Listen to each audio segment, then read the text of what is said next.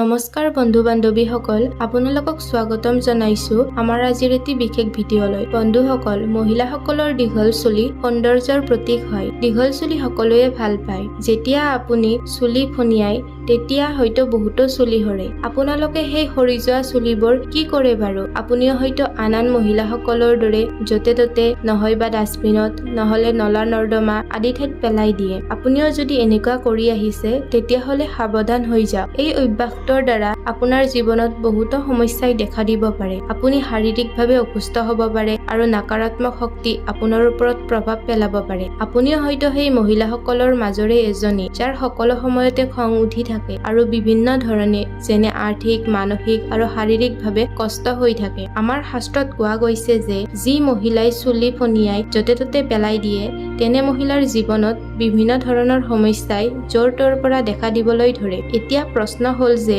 আমি সৰা চুলিবোৰ কি কৰিম আৰু সৰা চুলিবোৰ য'ত ত'ত পেলাই দিলে আমি কেনেকুৱা ধৰণৰ সমস্যাৰ সন্মুখীন হ'ব লগা হয়। এই সকলোবোৰ কথা জানিবৰ বাবে ভিডিঅ'টো শেষলৈ চাই থাকিব। বন্ধুসকল, যেতিয়াই মহিলাসকলৰ সাজন কাচনৰ কথা কোৱা হয় তেতিয়াই হিন্দু ধৰ্মৰ সামুদ্ৰিক শাস্ত্ৰত বিভিন্ন ধৰণে উল্লেখ কৰা হৈছে। সামুদ্ৰিক শাস্ত্ৰৰ মতে মহিলাসকলক মা লক্ষ্মীৰ ৰূপ হিচাপে মানা যায় আৰু মহিলাসকলৰ দীঘল চুলি সৌন্দৰ্যৰ প্ৰতীকৰ উপৰিও মা লক্ষ্মীৰ প্ৰতীক হিচাপে মানা গৈছে। যিসকল মহিলাৰ দীঘল চুলি থাকে সেইসকল মহিলাৰ ওপৰত মা লক্ষ্মীৰ বিশেষ কৃপা সদায়ে থাকে। লগতে তেওঁলোকে জীৱনত বিভিন্ন ধৰণে উন্নতি কৰিব পাৰে। কিন্তু মহিলাসকলে নিজৰ চুলিখিনি ধোৱাৰ ক্ষেত্ৰত আৰু ফনিয়াই চুলিখিনি পেলাই দিয়াৰ ক্ষেত্ৰত বহুতো ভুল কৰে, যাৰ ফলত তেওঁলোকে বহুত সমস্যাৰ সন্মুখীন হ'ব লগাত পৰে।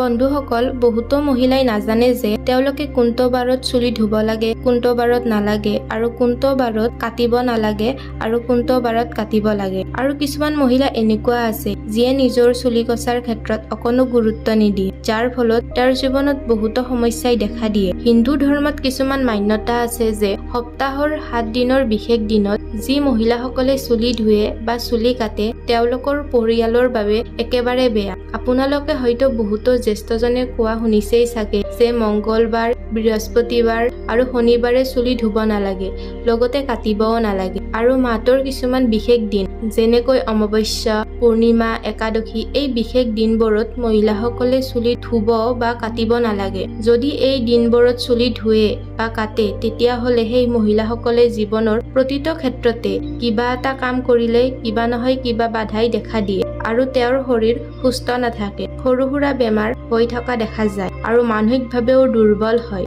জ্যোতিষশাস্ত্ৰমতে বিবাহিত মহিলাই সোমবাৰে চুলি ধুব বা কাটিব নালাগে, কাৰণ সোমবাৰে চুলি ধুলে সেই মহিলাৰ স্বামীৰ আৰ্থিক স্থিতি বেয়াৰ দিশে গতি কৰে। আৰু মংগলবাৰে যিসকল মহিলাই চুলি ধুৱে তেওঁলোকৰ জীৱনত মংগল গ্ৰহৰ বেয়া দোষ পৰে, যাৰ ফলত সেই মহিলাগৰাকী কথাই প্ৰতি খং উঠে আৰু লগতে তেওঁৰ স্বামীৰ আয়ু কমি যাবলৈ ধৰে। মহিলাসকলে শুক্ৰবাৰৰ দিনা চুলি ধুব লাগে। শুক্ৰবাৰে চুলি ধুলে মহিলাসকলৰ জীৱনত সুখ, শান্তি আৰু ধন সম্পত্তি কেতিয়াও কমি নহয়। লগতে তেওঁৰ স্বামীৰ ব্যৱসায় বাণিজ্যত উন্নতি হোৱা দেখা যায়। এতিয়া কথা হ'ল যে যিসকল মহিলাই চুলি আঁচৰি য'ত ত'ত পেলাই দিয়ে তেনে মহিলাৰ ওপৰত আসুৰিক শক্তিৰ বেয়া নকাৰাত্মক প্ৰভাৱ পৰা দেখা যায়, যাৰ ফলত মহিলাসকলে গোটেই দিনটো দুৰ্বল অনুভৱ কৰে। লগতে একো কাম কাজ কৰিবলৈ মন নাযায়, গোটেই দিনটো শুই থাকিবলৈ মন যায় আৰু কোনোবাই কিবা কথা ক'লে অলপতে খং উঠে। আৰু কিছুমান এনেকুৱা তান্ত্ৰিক আছে যিয়ে নিজৰ শক্তি বঢ়াবৰ বাবে সেই সৰা চুলিবোৰ প্ৰয়োগ কৰে, যাৰ ফলত আপোনাৰ লগতে আপোনাৰ পৰিয়ালৰ ওপৰত ভয়ংকৰ বিপদে দেখা দিয়ে। সেয়েহে আপোনালোকে সৰা চুলিবোৰ য'ত ত'ত পেলাই নিদি গোটেইখিনি একলগ কৰি মাটিত গাঁত খান্দি পুতি থৈ দিব লাগে। আশা কৰিলোঁ ভিডিঅ'টো চাই আপোনালোকে ভাল পালে, আৰু যদি ভাল পালে তেনেহ'লে ভিডিঅ'টো এটা লাইক আৰু চেনেলটো ছাবস্ক্ৰাইব কৰিবলৈ নাপাহৰিব। ধন্যবাদ।